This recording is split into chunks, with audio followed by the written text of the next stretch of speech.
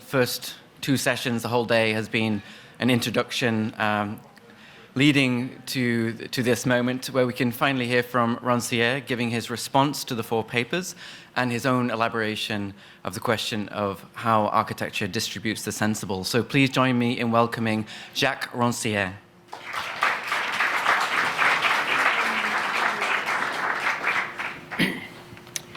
So first, thank you to Joseph Bedford who organized this discussion. Thank you to Virgin Tech and Cooper Union. Thank you, of course, to the four speakers, so Peggy Demer, John Ockman, Michael Jung, and Anthony Wittler, for their inspiring comments. So I have been asked to divide my presentation in two parts. First, you commenting individually on the four papers, and then giving my own take on the question. Well, how does architecture distribute the sensible? Well, I think the first question is how we interpret the how itself, And what is interesting that Peggy Demer did it in a very literal way. She translated the proposition into a precise question: what is the architectural object that best satisfies my way of conceptualizing that distribution? Now, she did it within a specific framework borrowed from the economic production consumption paradigm. She asked how architectural objects could satisfy a specific consumer that would be the proletariat in my own historical narrative, or the salaried worker in the contemporary context of financial capital. She selects, then I would say, three candidates for the role of the good object. The first is an object able to satisfy the desires of the new consumer, the retrofilling of three buildings made by Lacaton and Vassal, who clipped on the facades a new layer that the dwellers could use as they liked. Well, but the problem is that, of course, art in the aesthetic regime is not so much destined for satisfying consumers as for dissatisfying them. I mean, wresting the bodies from their places through experiences of defamiliarization. This is why I think she finds precisely this defamiliarization in a second form of architectural accomplishment, an installation made by John Whiteman to blur three major oppositions: male and female, privacy and togetherness, ordinary and extraordinary. Yet she thinks that the example is not convincing because it is no real architectural practice. I would say it is not so, or for another reason, because it is still the performance of an artist who wants to determine the behavior of a viewer. That's why in the third example that she has selected, the architect thwarts her own mastery and the technological perfection of the digital age by privileging forms of drawing open to randomness and, I quote, close to feminine labor, domestic labor. Well, this self-denial revives the Ruskinian idea of the artist as an artisan. But it's not enough to provide us with the good object. Therefore, Peggy Demer concludes that her method of the fool's errand has failed. But two different conclusions that can be drawn from that failure. The first is that architecture resists my theorization of the aesthetic regime, which calls into question either architecture because of its subservience to capitalism, or my own conceptualization because it doesn't address that dependency of architecture upon capitalism. Well, I would suggest that there is another conclusion. What a demonstration may suggest is that we must interpret differently the how of the question. The issue cannot be addressed, I would say, as a search for the good object conceived in the framework of a producer-consumer relationship. But the fact is that my analysis of the aesthetic regime does not give criteria or yardsticks for good objects. The 14 scenes of aesthesis are not narratives of good artistic production or good artistic consumers' reception. They are scenes of emergence and metamorphosis. They show how something happens which alters the norms of the artistic and displaces the lines of separation between art and non-art, popular art and high art, action and suspension, whole and fragment, etc. Well, I try to spell out the alterations that this happening produces in the realm of the perceptible and the thinkable, and finally, in the very order that puts things and people in their place. Well, those shifts in the realm of artistic experience, I think, don't produce objects satisfying the workers. They produce something different, an egalitarian reconfiguration of the forms of common experience in which work itself included. For work is not only the name of an activity, but that of a category in the distribution of the sensible. A worker is not only a human being who works hard and doesn't earn much. It is somebody who is assigned to an impoverished form of experience, governed by utility. So what's important then is how the transformations of artistic experience undo the hierarchical oppositions between the useful and the artistic, or the high and the popular. And architecture precisely intervenes in aesthesis in two scenes that are not specifically devoted to architecture, but that record disruptions of that kind. One which disrupts the hierarchical distinction between art and artisanry by turning a piece of furniture into a temple, and the other which upsets the Aristotelian privilege of the dramatic poet over the prop maker and turns the theater into a cathedral. Well, John Hockman precisely focuses on this second mode of implication of architecture in aesthesis. Its implication in the invention of the art of mise en scène. Well, at first sight, this implication may seem modest. Appia, Craig, and their followers saw architecture as the anti-representative art that must replace the painted decors and help displace the theatrical performance from the interpretation of a story to an autonomous performance of the body. Indeed, the stairs, platforms, or rhythmic spaces that they draw don't require a high level of mathematical science and technological perfection. But the perspective is different if we think of it in terms of distribution of the sensible. Because in this context, the theatrical action is a performance of the bodies happening in a place where people gather, but also a place where their gathering is structured by a separation commented by John Hockman, the separation between the stage and the hall. And that separation between those who act and those who look, in turn serves as a metaphor for a society divided between active and passive men. This is what gives its full meaning to the connection of theater and architecture. Both arts are powerful metaphors of the social order, and metaphors are not mere figurative language. They are agents which actually shape the form of our being together. So at the core of this shaping, I think, there is the complex relationships between six terms, which may be coupled or uncoupled in various ways.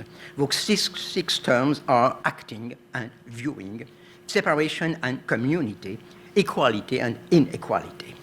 Well, the dominant interpretation puts spectatorship, separation, and inequality on the same side, which is, of course, the bad side.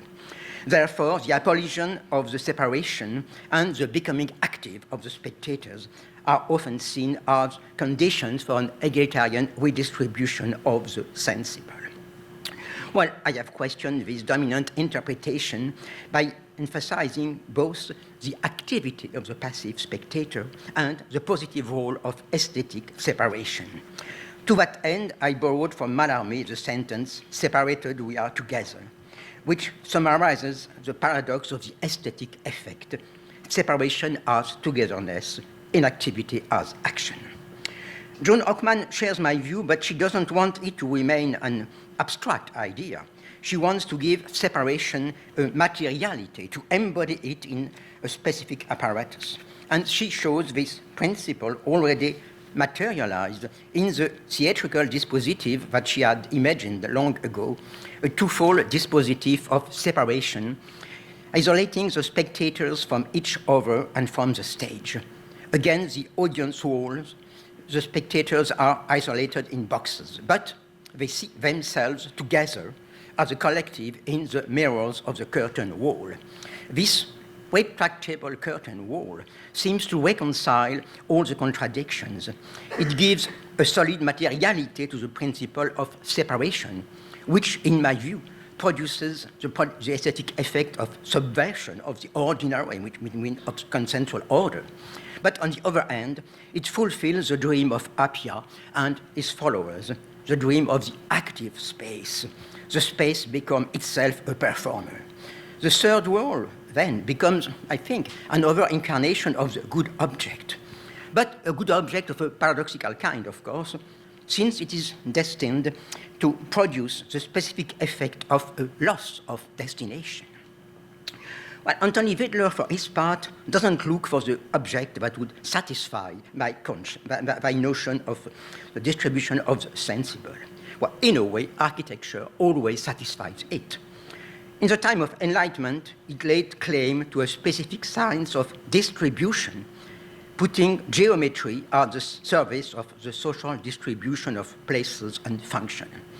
But in a sense, architecture as an art of distributing spaces has always served the distribution of the sensible, which could be defined in a way as the sense of the place, the material and symbolic ordering that puts individuals and groups at the places suitable for their identity, function, and capacity. As such, also, it could serve the ends of utopia, because utopia can be conceived as a form of redistribution of the sensible. Utopia affirms that the social order putting people in their place is a wrong order. People do not occupy in society the places suiting their identities and capacities. So the task of correcting that discordance is given to the science of distribution of spaces, namely architecture. With the help of architecture, the U of utopia no longer makes it a non-place. Instead, it means a good place, a utopia, within which capacities and places are in accordance. But there is a problem with this solution. The architect, as such, knows only one part of the job, distributing spaces. It is the utopist who knows the other part, the capacities to be distributed at their right place. But what is the major capacity denied by the old hierarchical distribution? The answer is simple. It is the capacity for mobility. The utopist then must play the part of a super architect who invents the well-partitioned space suitable for people who don't hold in place. Such is Fourier's problem, distributing the apartments of the phalanstère according to a classification of passions, and to which is mobile itself. And architecture has not enough artifacts at hand to match that distribution of mobilities. So the good place, the place that gives its material reality to the right distribution of bodies, is a place that cannot be drawn, and let alone built. Well, Anthony Widler pits that inachievable task against another form of redistribution of the sensible, one that is embodied in my work by the joiner, dreamer, worker, philosopher Goni, and that I proposed to call heterotopia. But I don't intend heterotopia in the sense of Foucault, because Foucault made it another figure of that unheimlich, which fascinated his generation. But heterotopia for me is not a place. It's a process of observation of places and reappropriation of space, which can take on many forms. Well, in the case of Goni, the joiner, It starts with the look across the window, which subverts its relation to the space of property. It goes on through the promenade and propaganda in the sinuous streets of the city. And it finds its accomplishments in the dream of a future Liberia, which will not be a city of apartments suitable for workers, but an open space of promenade, revelry, and discussion among temples, porticos, columns, etc. So a very specific kind of architecture looking like the follies of 18th century gardens, which imitated the imaginary landscapes painted by Claude Lorrain. Well, we can say, or we reach this kind of paradoxical conclusion that the architecture that best suits the capacity for mobility might be an architecture of drawings and etchings. Well, I will come back over the implication of this paradox for architecture itself. Well, Michael Young puts the question the other way around. He doesn't focus on the architectural works that may verify my notion of the distribution of the sensible. Instead, he raises the question how that notion, along with my division of the three regimes of art, affects architecture itself as a practice. The question then is no longer how does architecture produce effects which confirm or disrupt the hierarchical order, but how is this hierarchical order present in the very idea and practice of architecture? Well, he sees this hierarchical order at work in the traditional opposition of two terms, drawing and image. The drawing of the architect is the visualization of the abstract idea of the edifice to be built, and it initiates a global process of control over the implementation of the idea. As such, it appears to be the exact opposite of the image, which only gives a copy of the appearance of things. In that sense, architecture interrupts the reign of the image. This is one of the two meanings of his ambiguous title, The Interruption of the Image. Well, such is the traditional view of architecture, which is a compromise between the logics of two regimes, the ethical and the representational. Both concur in a view of architecture as the art that gives an idea its exact material implementation. Well, it seems, however, that this traditional balance has been altered in modern and postmodern times. So there is a question, what is the force responsible for this imbalance? The usual answer to such questions is search on the side of the power in charge of implementing ideas in the material world, namely technology. Well, then the digital technology would be the power altering the traditional path from the intelligible to the sensible, along the traditional balance between the representational and the ethical regime. Well, against this analysis, Michael Young pits another of my proposition. It is not the technological change that is the cause of aesthetic transformations. Instead, it is the aesthetic transformations that determine the mode of intervention of the technological change. What is then the change carried out by the aesthetic regime of art? Well, it can be answered that it disrupts the traditional hierarchy between the intelligible and the sensible. And at the core of this subversion, there is the redefinition of the image, of the idea of image. An image is not a copy of empirical appearances. It is a process of alteration, a desensual process that alters the very distribution of resemblance and dissemblance, reality and appearance, and the intelligible and the sensible. So which alters, at the same time, our very sense of the real. Well, thus, the meaning of Michael Young's title can be overturned. The image interrupts the traditional form of the architectural process and the hierarchical order that it implied. If the image is redefined as a process of alteration, an architect's drawing is an image as well as a sketch, a photographical rendering, or an axiometric representation. And the digital technology lends its resources to a plurality of image functions.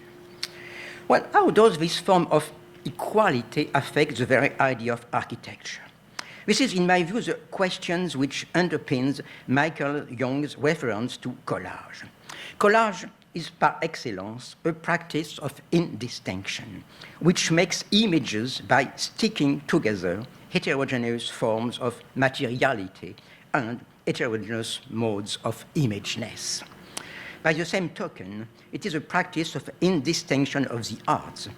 What is at stake in the work of archigram or superstudio is not the application of the practice of collage to the construction of edifices. No, it is a disidentification of architecture.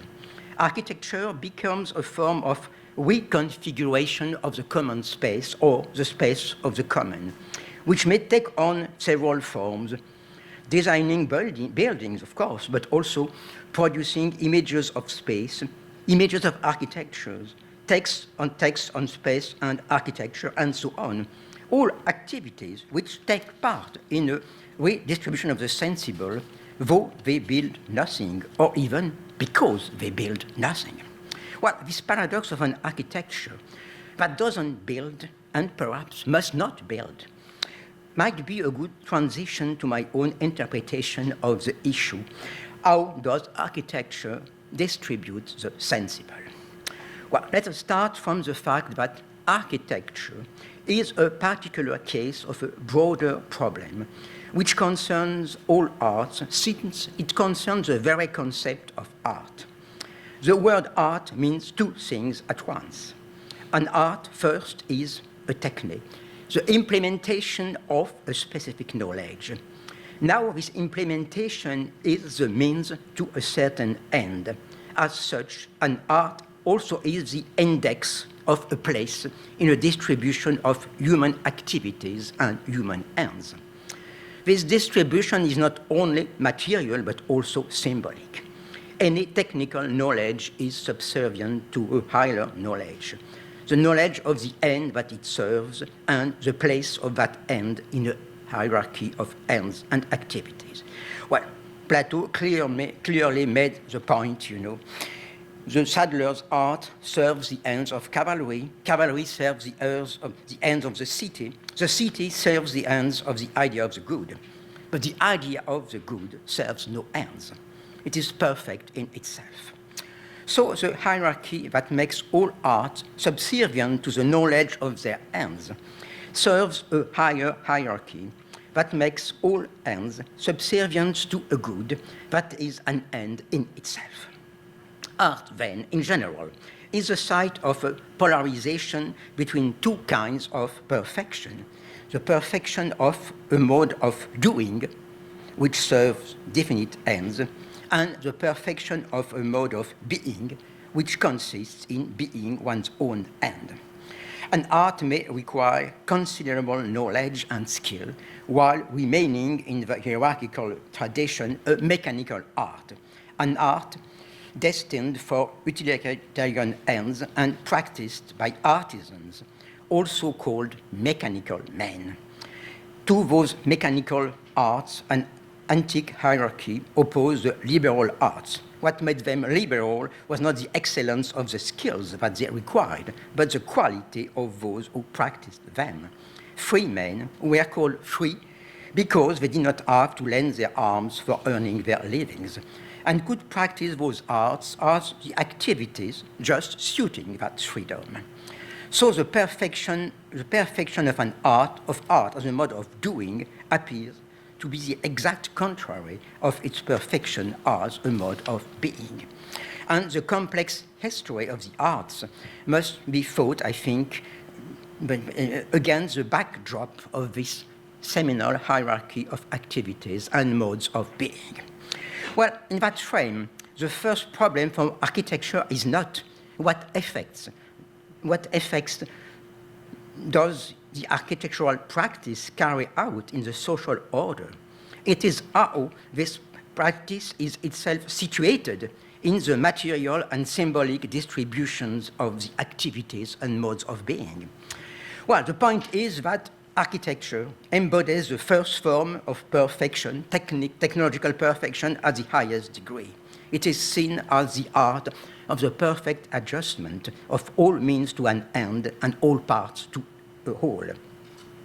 As such, it is a model not only for the other arts, but for all forms of human action that aspire to a perfect means to ends and part to all adjustment.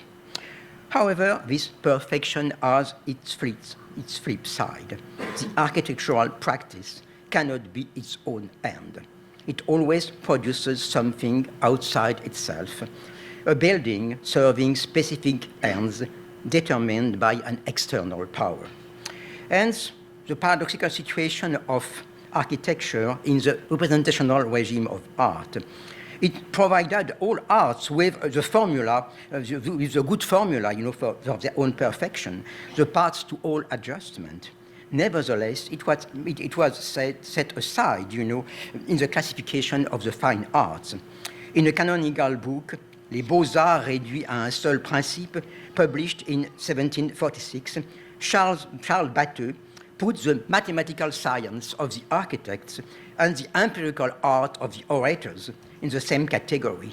Both were pushed onto the margins because they served utilitarian ends, whereas the fine arts have only one end, the beautiful, and try to reach it by imitating nature instead of using its products.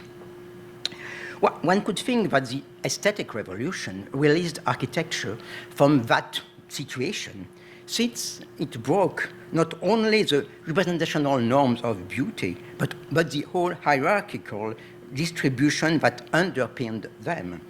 In the experience of the beautiful, said Kant, the appreciation of the form of an object is separated from both the concept that it implements and the ends that it serves.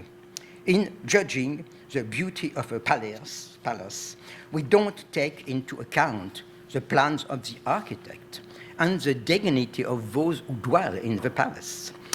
Its facade stands as a free appearance, which is the object of a free play of our faculties, and that's all. Well, Schiller emphasized the significance of that free play. He made it an experience of freedom and equality, released from both the constraints of utility and those of hierarchy. Well, play is the mode of activity that ignores the very distinction of means and ends. As such, it bears the promise of a world to come where the hierarchy of ends and the very distinction of ends and means will be abolished, not only in the sphere of art, but on the whole surface of human experience. Well, this is the core of the redistribution of the sensible that Schiller defines as an aesthetic education of mankind. This is also the core of the definition of communism in Marx's manuscripts of 1844, the state in which the generic activity of human beings will no longer be carried out as a means for earning one's livings, but pursued for itself. The only difference, and not a small one, of course, is that Marx calls this generic activity work, while Schiller called it play. Unfortunately, this new horizon made the position of architecture perhaps still more paradoxical. The paradox can be summed up in one single question. How is it possible to build a free appearance? How can you build edifices without a concept of the ends of that they must serve and the form that they must have? How eliminate in the practice of architecture the ends to means distinction and the hierarchical ordering that it implies, and which works also as a paradigm for the social distribution of ranks?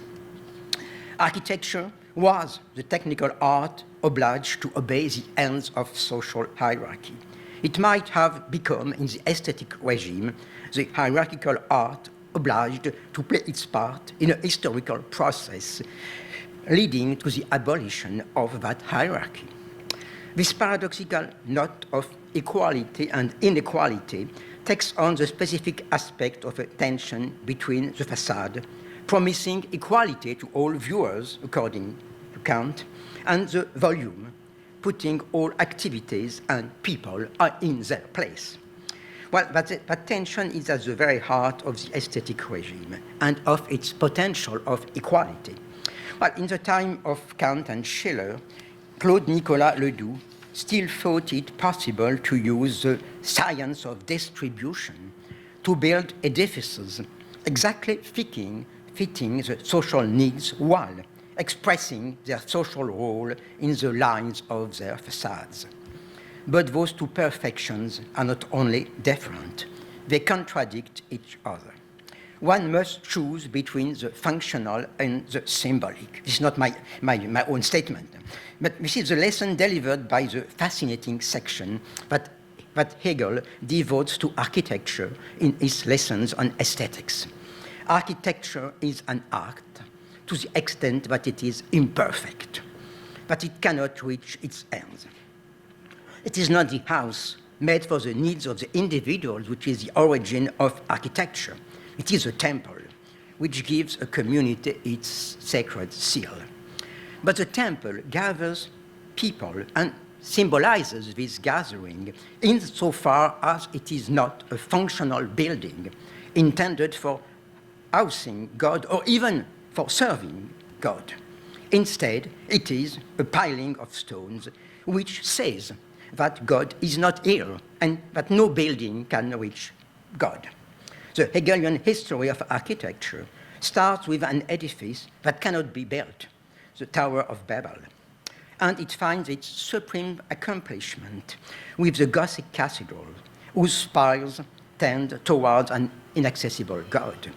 The geometric perfection of the Vitruvian temple is only a parenthesis between those two imperfections in which architecture fulfills its task as a symbolic art by not reaching its ends as a technical art. Well, I think that Hegel's provocative text may help us question some false evidences concerning modernity and postmodernity. First, the evidence of a pre-established harmony between aesthetic modernity, technological revolution, and social revolution. Next, that of a break between a modernist architecture enticed with functionality, machines, straight angles, and rough materials, and a postmodern one enticed with voice, curves and waves, or signs, texts, and duck rabbits. Those oppositions are blurred from the outset. The line that goes from the factories designed in the 1770s by Claude Nicolas Ledoux to the turbine hall designed in 1909 by Peter Behrens is not a straight line on which new architects used in turn the technological progress to achieve the same project of a modern architecture serving the needs of modern society. Between Ledoux and Behrens, there is the radical torsion addressed by Peggy Dimmer, in her presentation. So the torsion brought by Ruskin in the very idea of progress. To go forward as a force of social progress, he states, architecture must make a move backward towards Gothic art. The art of those cathedrals that were never completed, never conformed to the initial plans of the architect, always imperfect, because imperfection is the mark of progress, the mark of a free people who is not submitted to the tyranny of an architect and the tyranny of the division of labor. Well, constructing buildings has become part of a process of construction of a new sensible world. The line of progress, thus, is a broken line where the improvement of architecture as a practice serving social needs also means the progress of the imperfection allowing it to construct a fabric of sensible equality.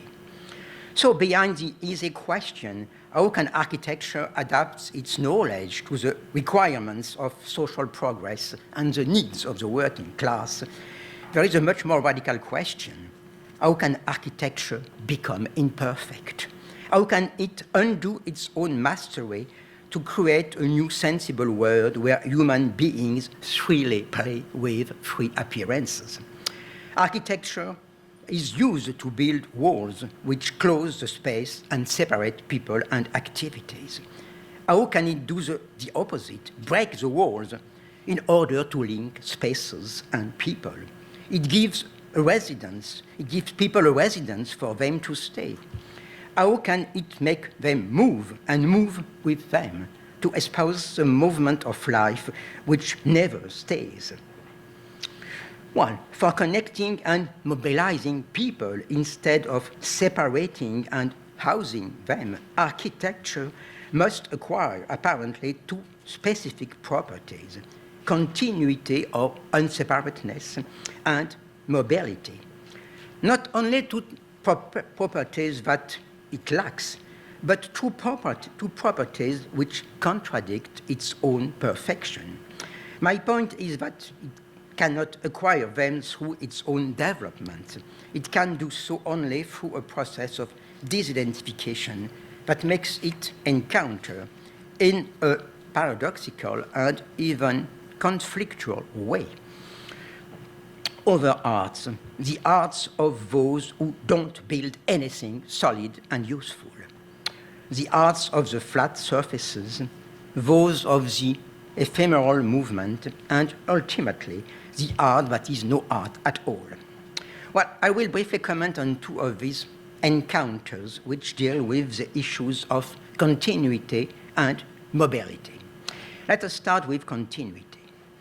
In the time of Kant, Schiller, and Ledoux, which was also the time of the French Revolution, there was an art in which there was a huge debate on this notion of continuity.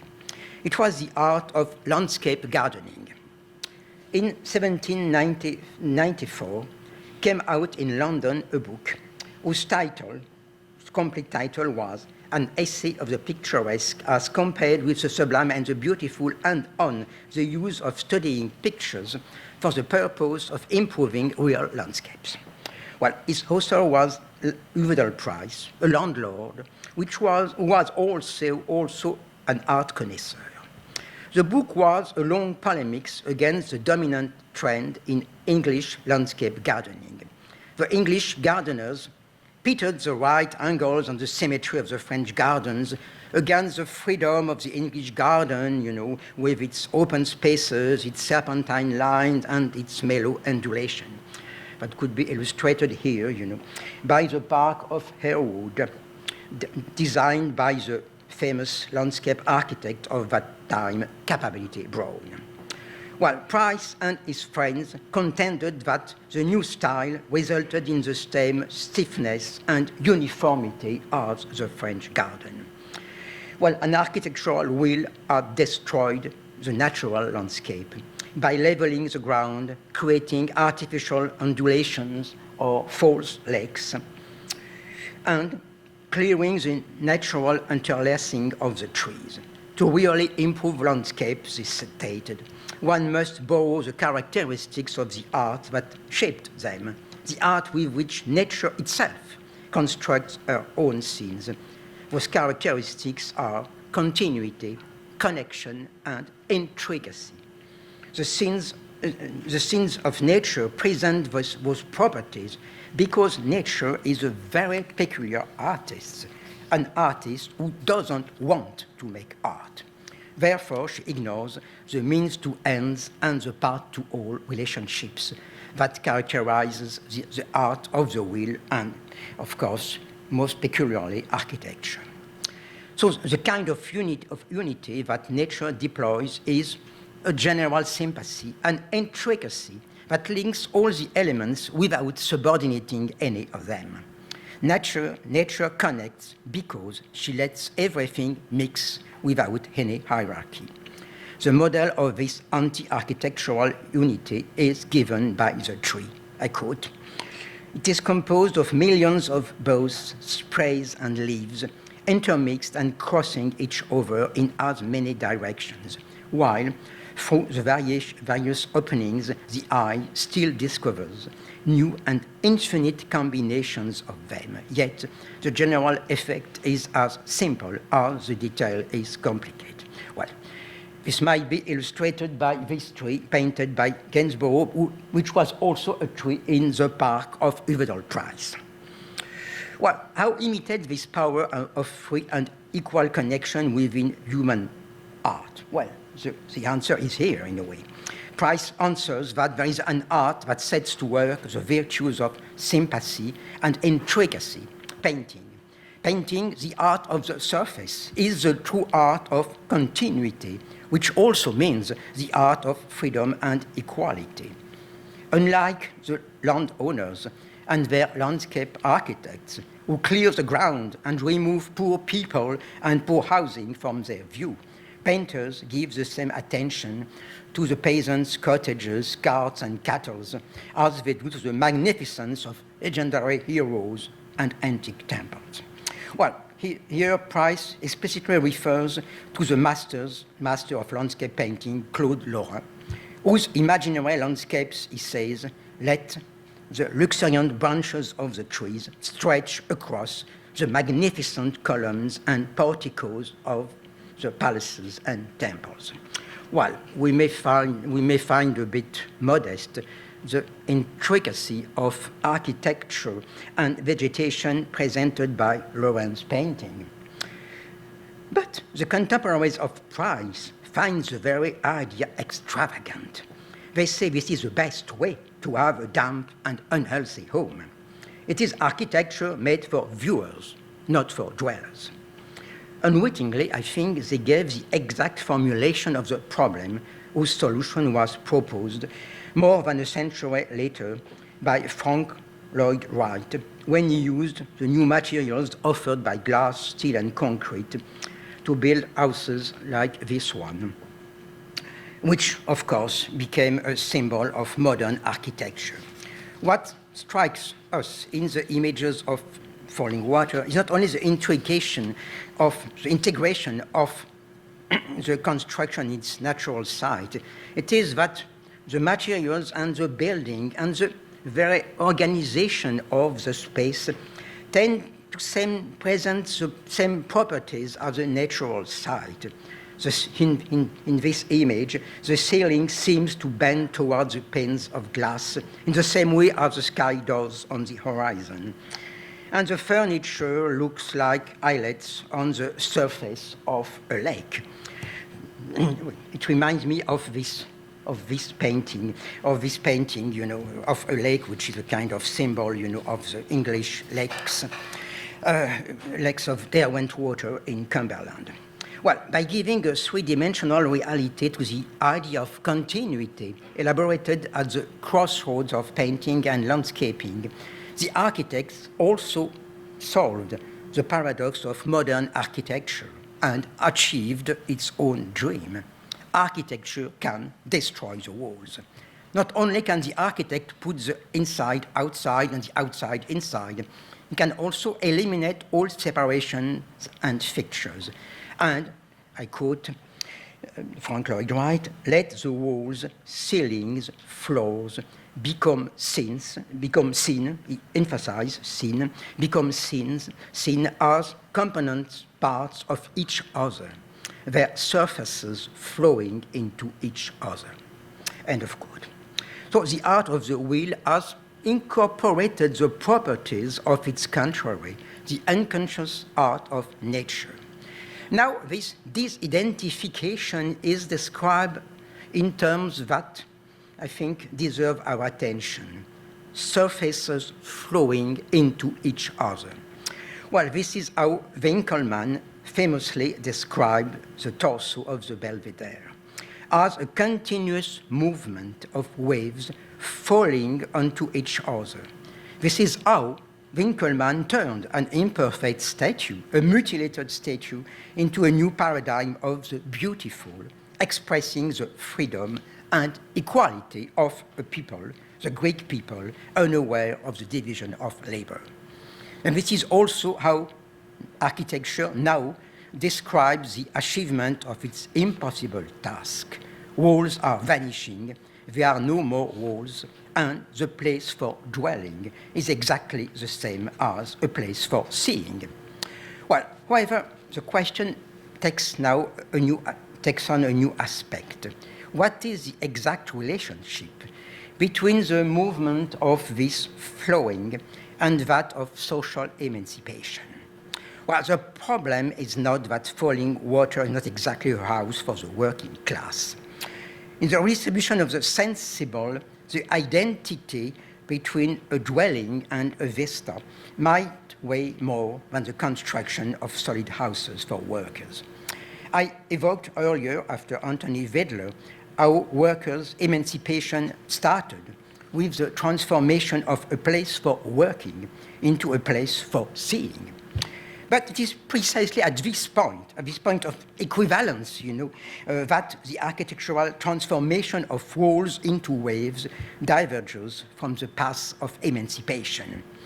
Because between the workplace, where the joiner dissociated the freedom of his gaze from the servitude of his hands, and the town of the future with its antique porticos where you would enjoy revelry, leisure, and discussion. There are the sinuous streets of the town, where he meets other workers, the streets where workers sometimes gather to raise their own unachieved constructions, to redistribute the spaces, and restage in their own way the relationship between the construction of buildings and the construction of a new sensible world. So this kind of construction, So in June 1848, in Paris, in the Faubourg Saint-Antoine in Paris.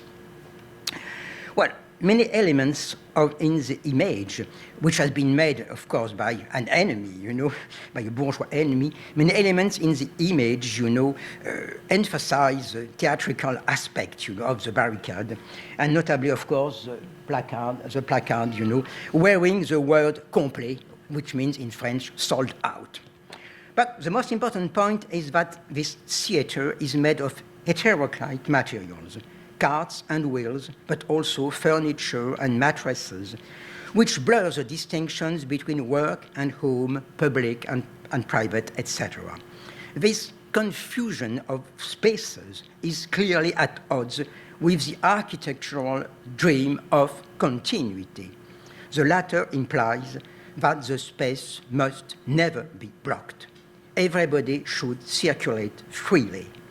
Thus, the principle of continuity in modern architecture is usually accompanied by a new principle of separation, which was most clearly formulated by Le Corbusier, but broadly shared by most architects committed with social progress.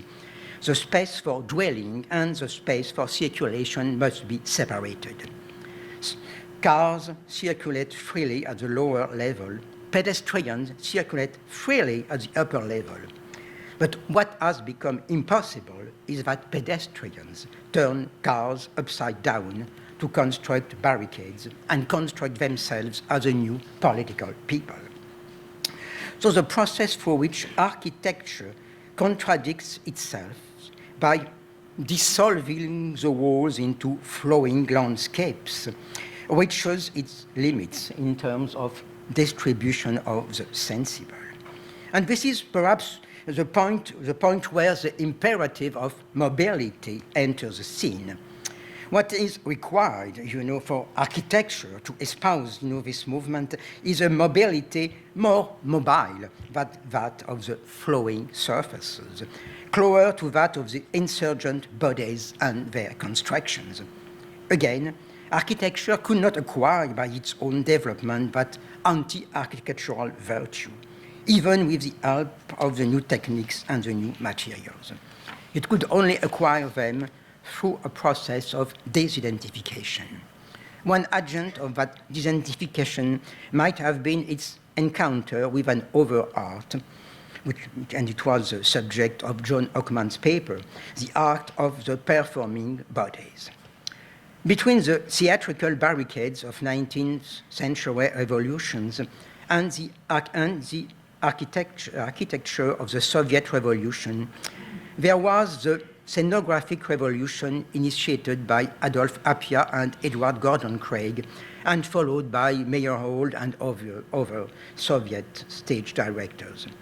At the heart of that revolution, there was the will to turn an art of words into an art of movement. This transformation could be thought of in various, if not opposite ways. Appia called for an architecture of the stage supporting the action of the moving bodies.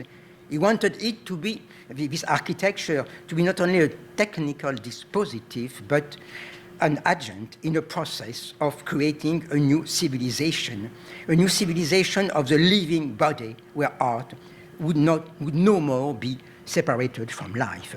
That's why he also called for the abolition of the separation between the stage and the hall into a unique space.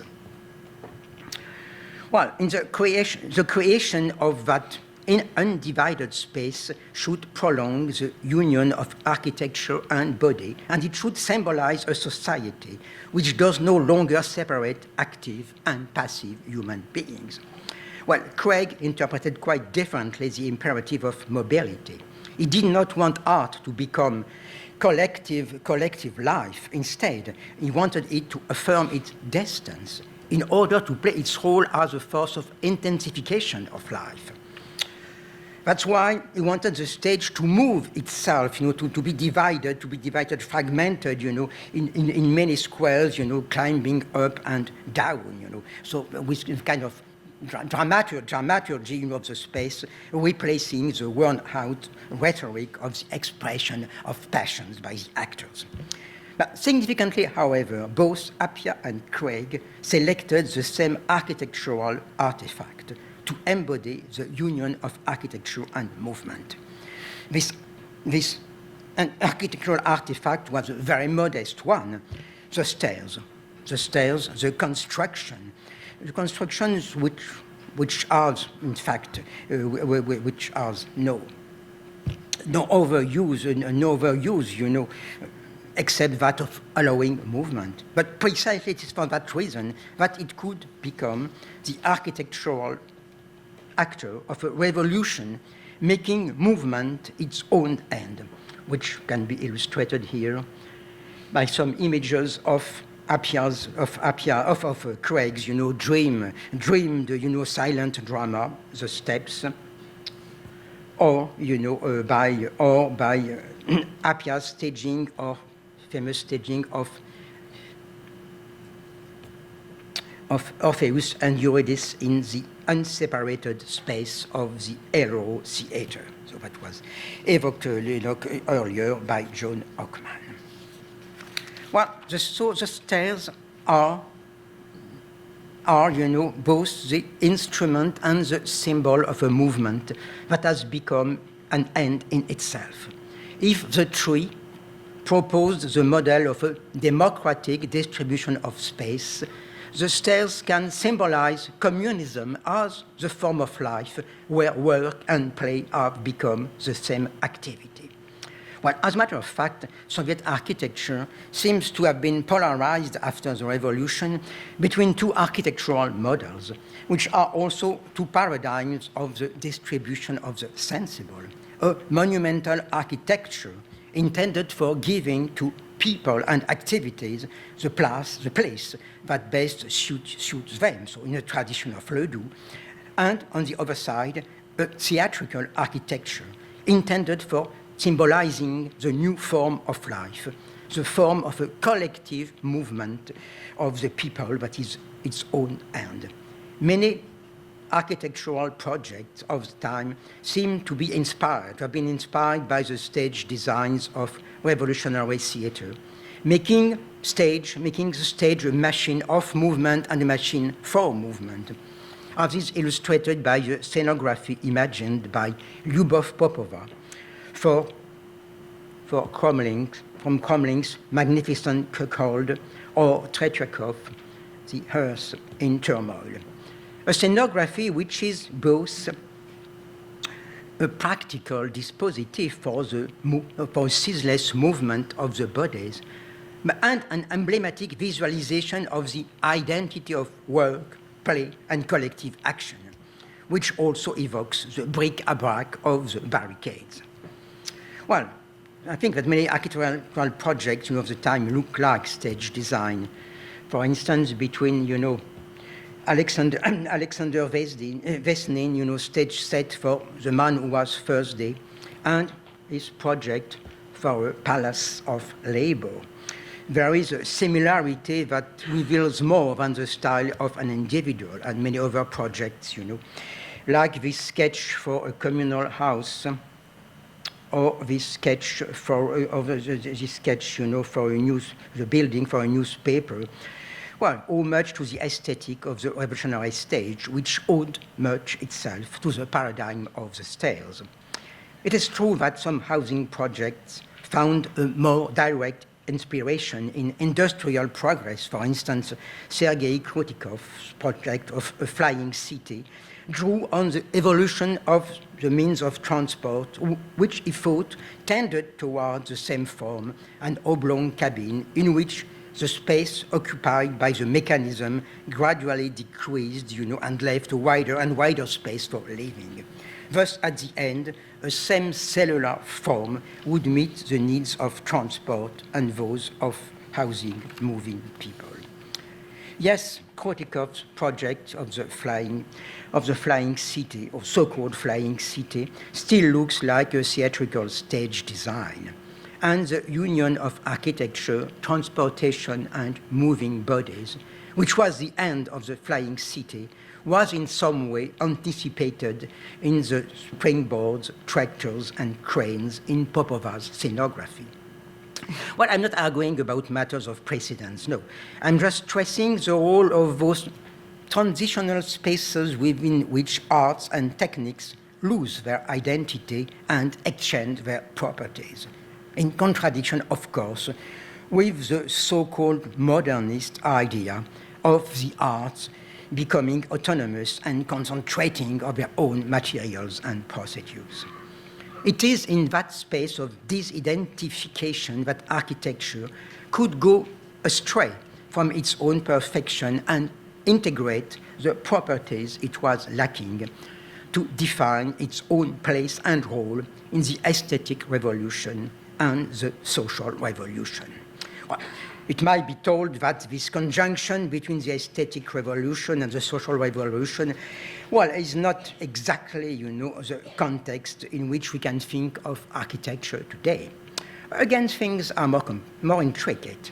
The fact is that the aspirations to continuity and mobility have never ceased inspiring architectural projects up to our present, skipping over the alleged end of utopias and the alleged break between modern and postmodern architecture. So Frank Lloyd Wright wanted the ceilings, walls, and floors to become one unique space, making the inside and the outside not only connected, but similar to each other. I think the same imperative was still at work in emblematic projects of the end of the 20th century, like Rem Koolhaas' Bibliothèque Jussieu. The space of the library, he said, must be continuous. A unique ramp, then, should go from the ground to the roof and constitute the space of a strong, along which the shelves of the books become features of the landscapes, like the furniture in Wright's villas. That's why, in fact, the problem is that the space of the library can hardly be represented, by a small-scale model like this, which inevitably makes it a box. It is much more adequately represented by the pages of a book, where the profile of the buildings, the lines of a text, and the rhythm of the hand that turns the pages become the same time space of a walk. However, this work has become a stroll through the urban landscape, a Benjaminian walk through the past of the town, through the obsolete construction into which its dreams of future have been sealed. Continuity and movement still constitute the telos that guides architecture, even though it is the two-dimensional surface of a book which is the site of this movement. It is true that the search for mobility is now disconnected from the one-way time of progress, the time oriented by a promise of equality and freedom that sustained it. But it seems that architecture has precisely appropriated for itself the imperative of movement that was once the imperative of revolutionary fighters. That shift was well illustrated recently by the project called the Architectural Imagination, presented 3 years ago at the Venice Biennale of Architecture. Architects had been asked to imagine forms of rejuvenation of some areas in Detroit, of course, an emblematic town devastated by the decline of the car industry. But significantly, however, it was no more in the old manner for the architect a question of weaving new forms of sociality to replace the lost professional links. What architects proposed instead was a new form of mobility created by architecture itself and symbolized by a flagship project, another ramp, a spiraling car park proposed by Preston Scott Cohen. That park had two noticeable properties. First, it was not so much intended for providing parking places to cars as it was for allowing an incessant circulation linking the town to the element and symbol of mobility, the river. Second, the dynamism engendered by this circulation was intended to have a rebound effect on the building and progressively transform the parking areas into social and cultural venues. This is an interesting turnaround, because in the time of Krutikov, architecture found an inspiration in the transformation of the means of transport, which was itself part of the dynamic of social progress carried out by industrial development. In a reverse way now, the circulation of the cars is engaged to serve an architectural project which works as a kind of substitute for the lost dynamic of industrial production and social progress. Well, this seems to mark a return to an authoritarian conception of architecture, which, for some critical minds from Detroit, also means its subservience to power and capital. However, it must be reminded that those projects were no plans for urban renovation. They were only, quote, speculative proposals destined for imagining the future. This is why, here too, the profile on the plain surface best conveys the sense of mobility that is searched for. As for the Jussieu Library, it was never built, no more than Constance New Babylon, whose apartments should have been made of modular elements, allowing the inhabitants to invent continuously new combinations of those elements. No more than Le Corbusier's Radiant Sight City, Krutikov's Flying City, L. Lisinski's Horizontal Skyscraper, or Bright's Bodecker City. But one should not draw from this the opposite conclusion that architecture has mostly become a matter of ideas, texts, and drawings on two-dimensional surfaces apart from the reality of the three-dimensional world where buildings are erected. The fact is that reality itself is always mediatized by a sense of the real, which is mostly framed by words and images displayed on surfaces. Many texts, drawings, and projects, which remained on thin sheets of paper, nevertheless contributed to the formation of that sense of the real, that symbolic space within which one measures the distance between the construction of buildings and the construction of a common sensible world. Well, the aesthetic revolution gave a crucial importance to the measurement of that distance. Well, of course, the operation has become much more problematic, since the architectural desire for movement is no more supported by a phase in the movement of history. In that situation, art, not only architecture, but art in general, tends to work as a substitute for the withdrawal of political and social struggle.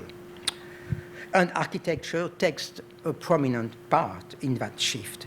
It doesn't endeavor any longer to build radiant cities. Instead, it tends to become an art of the representation of the common space, which works as a substitute for the lost landscape of industry and social struggle. The fact that so many futurists, post-futurists, deconstructive of biomorphic projects take on today the form of installations, scenes in spaces of exhibition, which are themselves disused factories or warehouses, is part of the complex redistribution of times and activities that makes our present. Thank you for your patience. Thank you.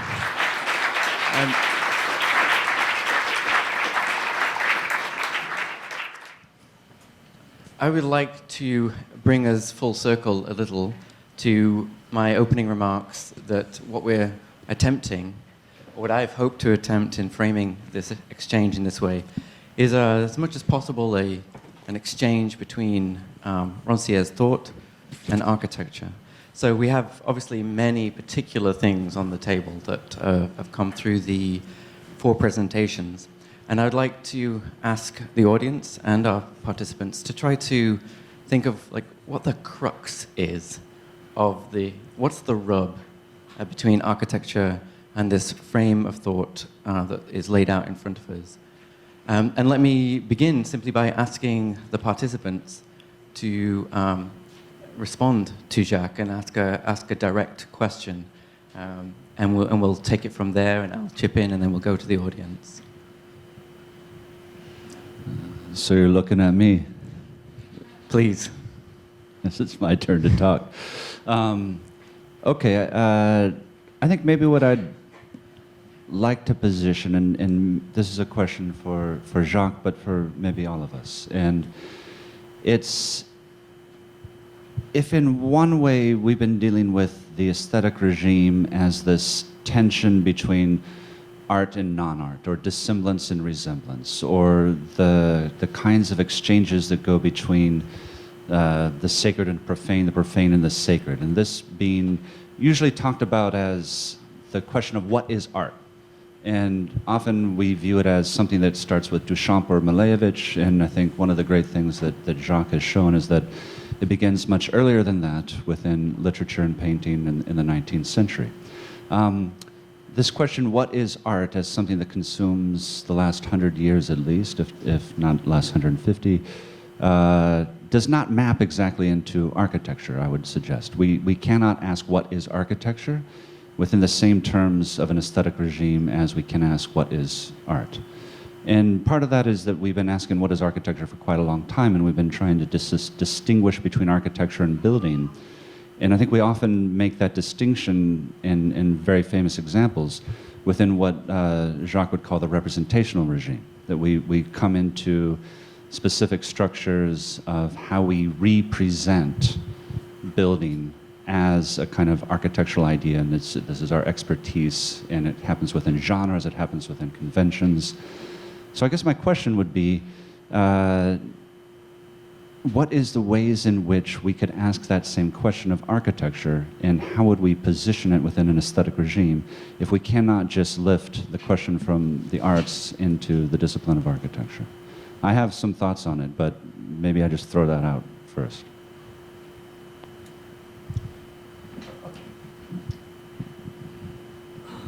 Well, I tried to say that the position of architecture, in a way, has always been a kind of marginal and paradoxical position. It was already the case, you know, in the representational regime, you know, where art at the same time architecture was a model, you know, and of course it was a model for all art, was a model for philosophy. It was a model for utopian communities too, you know. But at the same time, precisely, it was a model because it was not art, you know. That's the point, you know.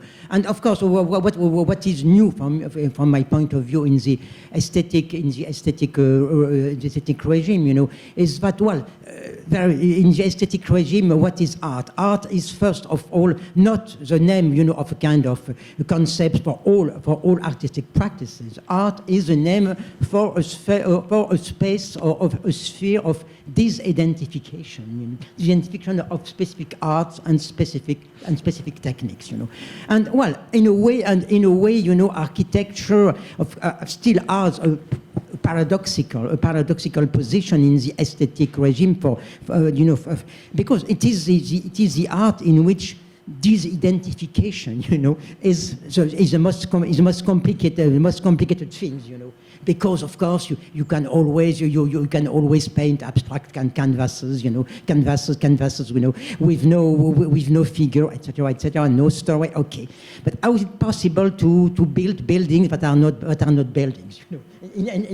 In a way, you know, this is the problem that makes that architecture still ends, in fact, in the margin. And for me, the problem is not so much the question of the difference between architecture and building, you know. Because anyway, you know, architecture is not building, okay, but architecture cannot really break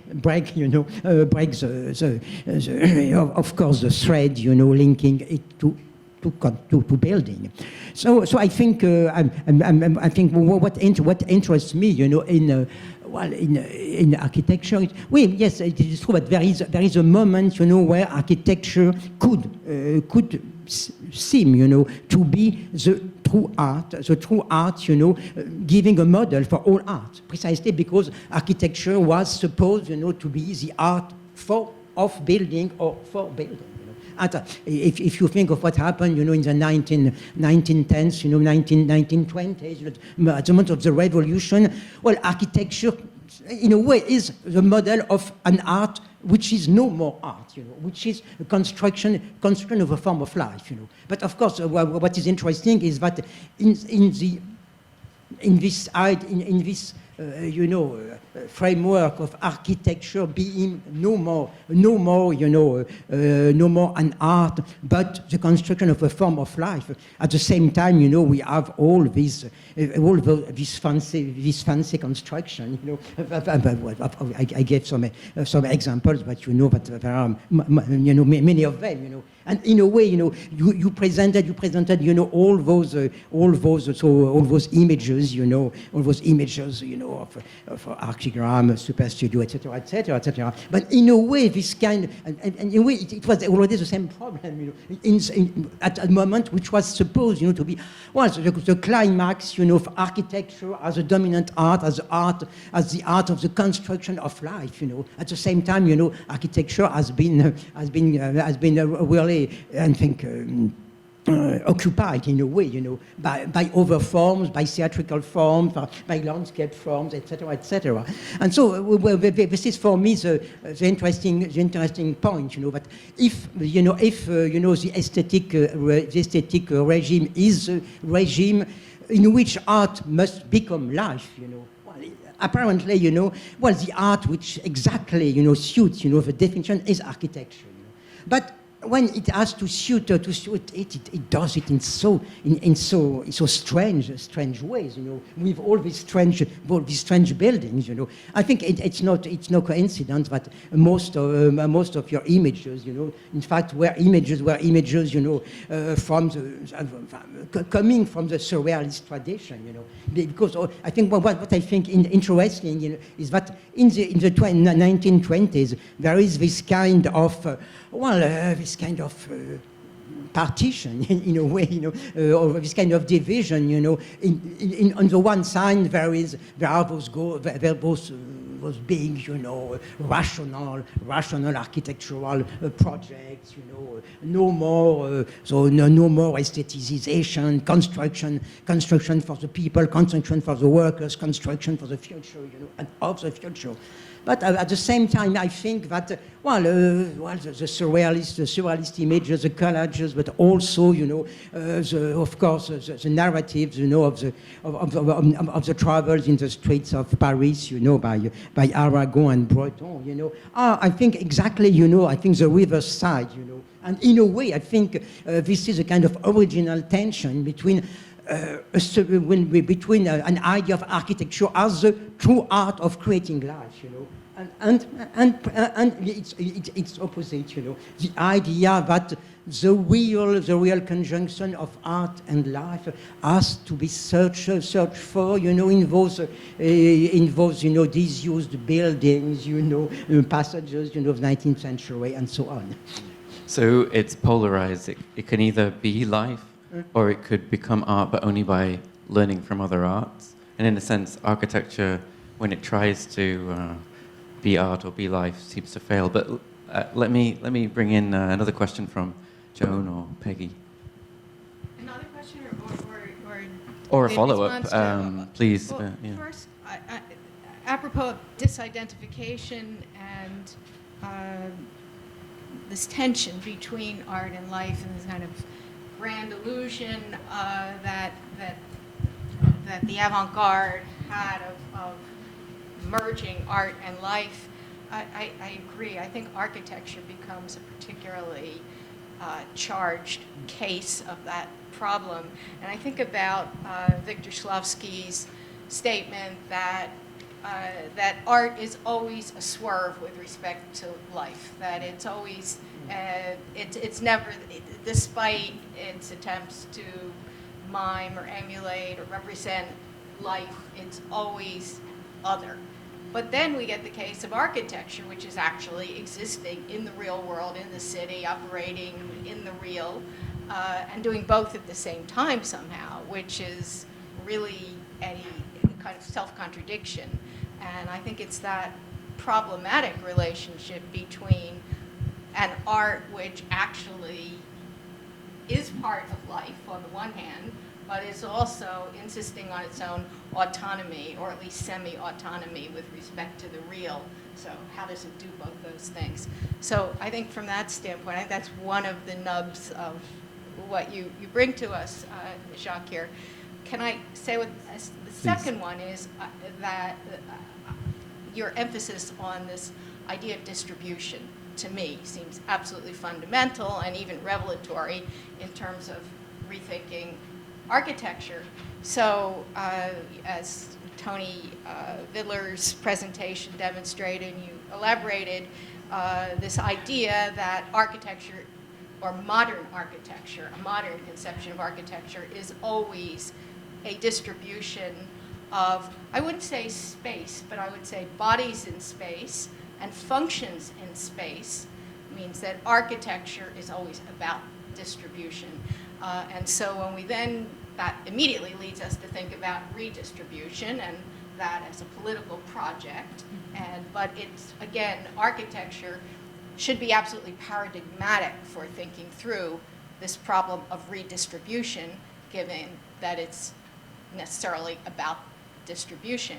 Of course, this also leads me to think about distribution in an economic context. So between production and consumption, I wouldn't put the object so much as distribution, right, as a process. And so, again, to kind of focus us on that interface between production and consumption seems to me absolutely crucial and something that really adds to our discourse. I'm maybe going to steer this in another place, but I hope to maybe bring it back. I take part of what you're describing with distribution is not distribution of bodies, although that clearly is important, and it is something that architecture does. but it's distribution of a sensibility into a community, into a public realm. And so it's maybe sometimes it's a physical distribution, but it's a conceptual distribution. So, so then I dwell on in this question, and it's maybe not going to start out being particular architecture, but maybe more about questions in general about the aesthetic regime, with this notion of encounter, because in some way the notion of encounter is what I take to be your kind of scolding of me, this kind of we can't produce this thing, because the encounter isn't created. It isn't created by the architect, and it isn't desired by the consumer. The encounter is a realization as you enter into the world that is open to everybody. And in some way, the artist or the architect enters into that space somehow, but it's not brought forth by that work of art, which I then want to link to what has struck me in particularly in his thesis is that you're always matching those particular artifacts and artists and the discussion of the artists and the reviews of the artists. I mean, there's a whole complex network that you're doing, which other than just that object, is that it's related to a political moment. The part of that encounter is always the situation of a political moment. And I find that this discussion here is kind of absent, that political moment, which is to say I was always mostly interested in the part with no part. That this discussion cannot be, that encounter cannot be disengaged from the idea of the part with no part. And so then I want to know kind of not just how architecture plays into that, but how our contemporary situation conceives of the part with no part. So I'm redirecting. Swerving. I'm swerving. But I guess in some way, just to link it back to what was coming up, what is interesting if we think about the encounter is that architecture is really the big canvas. We can encounter literature, we can encounter, but very much in the way we've all talked about, certainly Benjamin has made us conscious of, is it is the uber background which contextualizes that encounter. So architecture, just to bring it back, has a particular place within this larger question. So. We cannot avoid architecture. We don't just encounter it in the museum. We don't pick up a book. We can't put it down. It's everywhere. Would you like to respond? No, just one point. I think for me it's important that the part with no part, is not the identity of a specific group. The part with no part is a category of politics. I think the part of no part, as you can say, is a subject of politics, but precisely in political action. So I don't think, that we must think, of the part with no part, as a kind, of a group of people, to which, for instance, architecture, which would be, the preoccupation of architecture. I don't think that. So this is why in I's thesis, the part with no part has absolutely no place. It doesn't, because it is not the place. It is the place. When I'm dealing specifically, with political action. Regarding architecture, regarding other art, my point is how these arts, how architecture, intervenes in the creation of this, I would say, this space of disidentification, in which, it is possible to find, incitation or inspiration, elements, for precisely the construction of the subject or the subjectivation of a part of the no part, So the part of the no part is a process of subjectivation, and political subjectivation. And the question is, of course, how the field of disidentification created by artistic practice, can feed, in fact, the practices of disidentification, that are characteristic of political action. Which not the same thing, as thinking how architecture, can serve, the cause of the part of those who have no part. Let me ask a question as well about how architecture can serve a cause, and to some degree, the question of the search for the object, which is, if we cannot make a good object, can we at least make a better object? Are we ruling out better because of a fear of the good? And I have a kind of follow-up to that, which is, in your kind of discussions of Plato and Aristotle and the ethical and representative regime, I always sort of have the feeling that any orientation towards the good is suspicious because of it's ultimately an expression of power and the instantiation of hierarchy and inequality. So in order to gain equality, we throw out the good. And so I wonder, like, if we throw out the good, I can't imagine an architectural practice without an orientation to a better world. So in a way, are we throwing out architecture as well? Well, first, in fact, the question of in fact, the question of the good object is a bit ambiguous, because the good object, you can mean two things, The good object for the researcher, and Thesis is a book of a researcher. So the good object meaning the object that can best illustrate, the transformations of artistic practice on the artistic field, That's on one point. And there is the idea of the good object, which is precisely the object that can best, serve a cause, that can best satisfy, what we think is necessary, for human beings in general, So no, I think that every practice, of course, is governed by the search for something better, And in a way, when I write a book which has no connection with political struggle at the moment, at the same time, I'm trying to construct a form of intellectuality, that is part of a better world. So I have no problem with the idea of the search for a better world. No, not at all, But what I say is that, the search for a better world is one thing, and after that, the use of our products, is something quite different, and this is a problem with architecture, because there are so many cities that were conceived precisely, not simply, to be utilitarian, but really to help people to become aware, to live better, etc. And so many of those projects have become really lost not because the architects had bad ideas, but because the life that we live, in the present state of capitalism, has no more any relation with a certain idea of the relation between architectural practice and human use that was at work, at the moment when it was planned. I already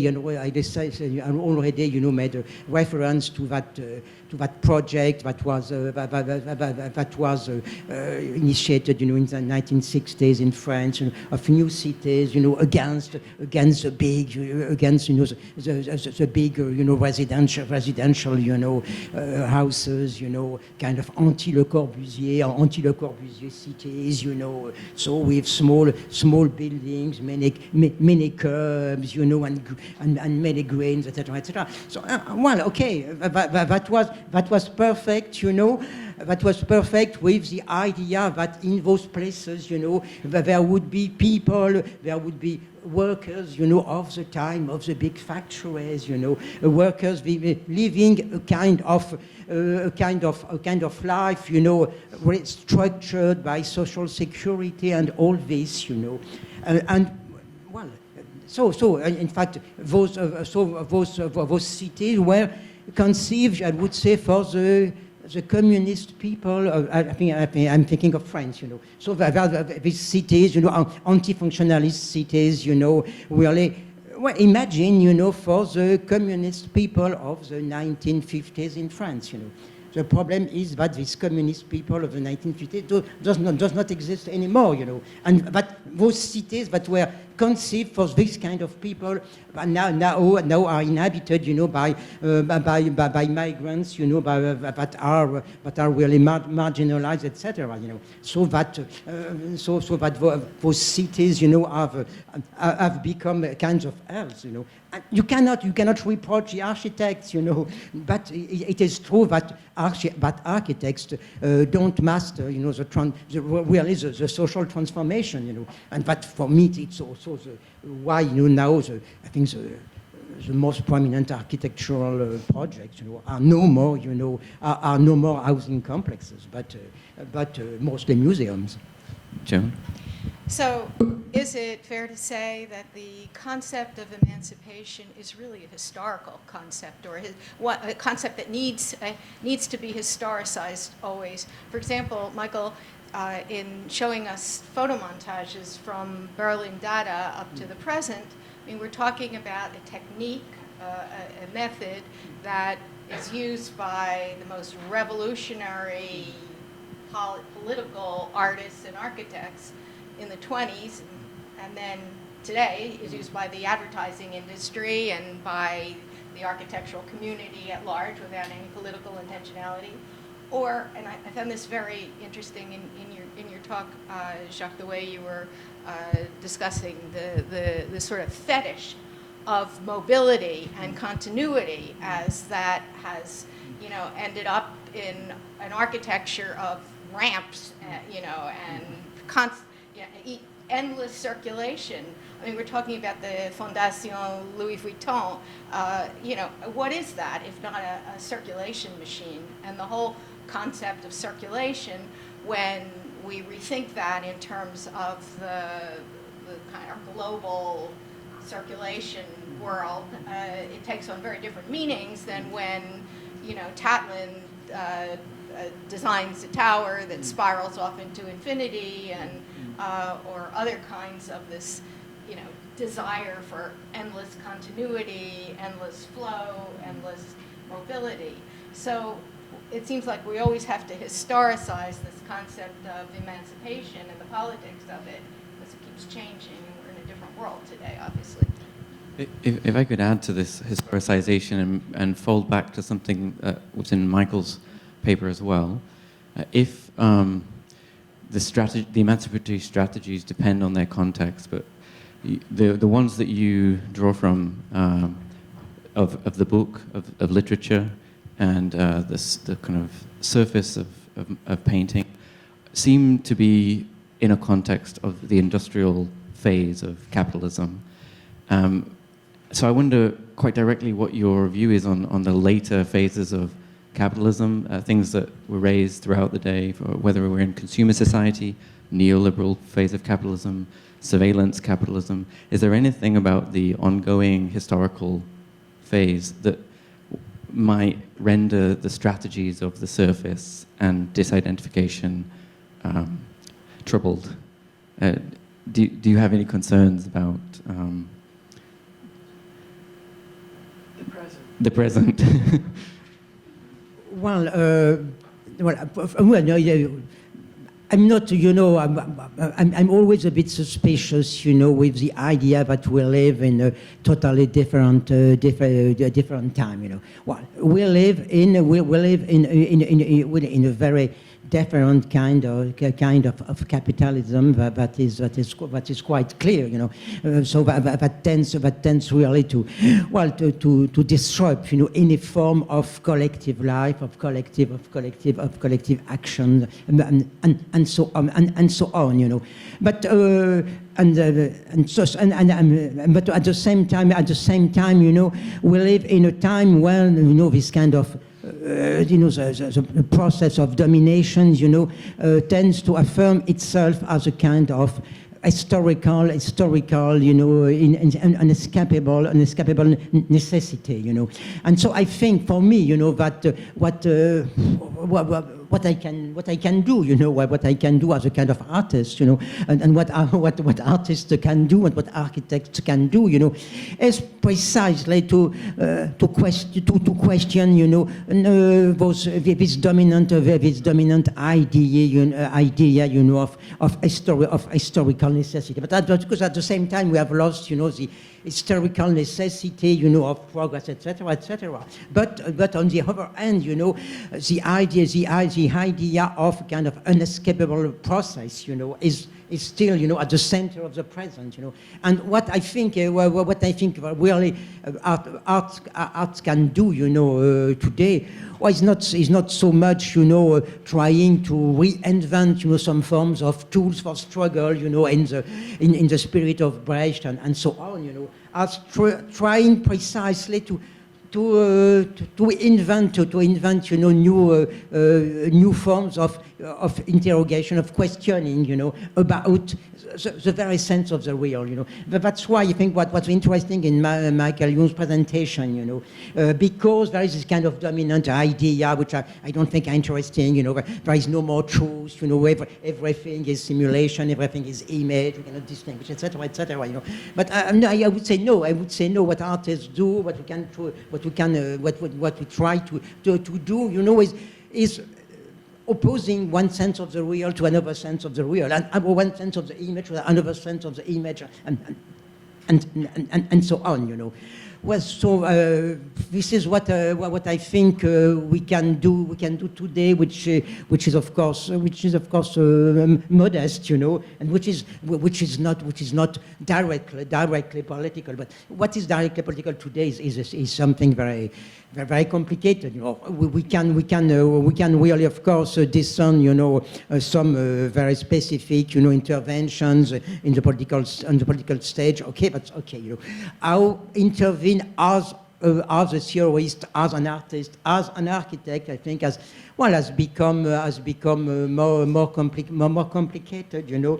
But it doesn't mean that we must, you know, abdicate, I would say.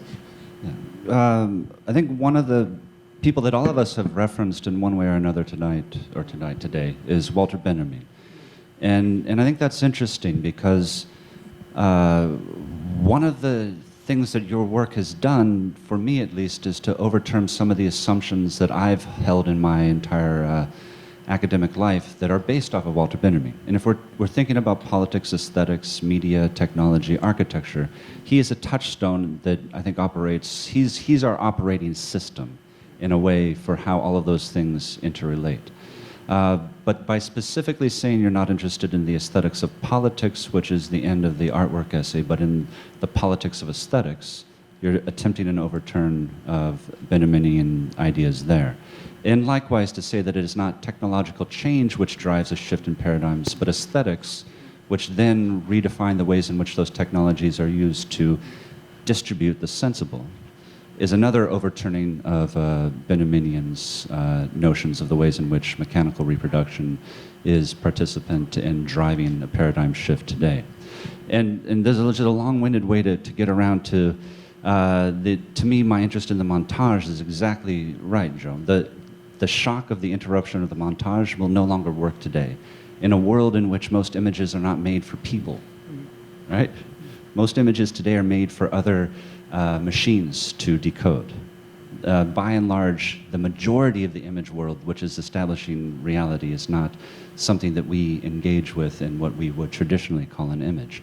Those things I was showing at the end are an extension of montage aesthetics into a realm in which it is the digital scan of reading adjacencies of pixel information, which is then coded and sent to other machines to do things like facial recognition and surveillance. And so it is hugely political, but it's operating in a very different way than being overwhelmed by commodity images and industrialization.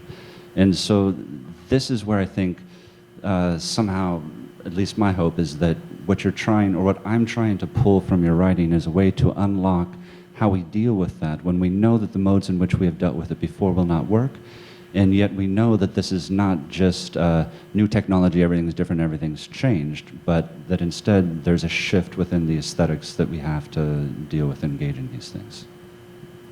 Well, 2 points. First, I never said that I was no more interested in the aesthetics of politics, I never said that, but we are dealing here with in fact, the politics of aesthetics, rather. Well, but, I think, you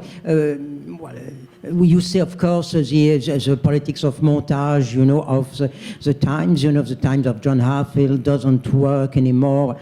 I'm not sure that it really worked, at that moment, No, I think that at that moment, there was a kind of coincidence, between what John Hartfield, and, people like John Hartfield thought was good political art, and the reality, of forms of political awareness and political interventions, So I think, so I'm not sure, I'm not sure that really anybody, really understood what was Hitlerianism, by looking at the images, of John Hartfield. I don't think so, but it was part, of the reconstruction of a common sensible word at that moment, And so, and not really a tool for awareness. So I think the question is, how we reconstitute now some kind of common sensible word, and precisely, we are always trying to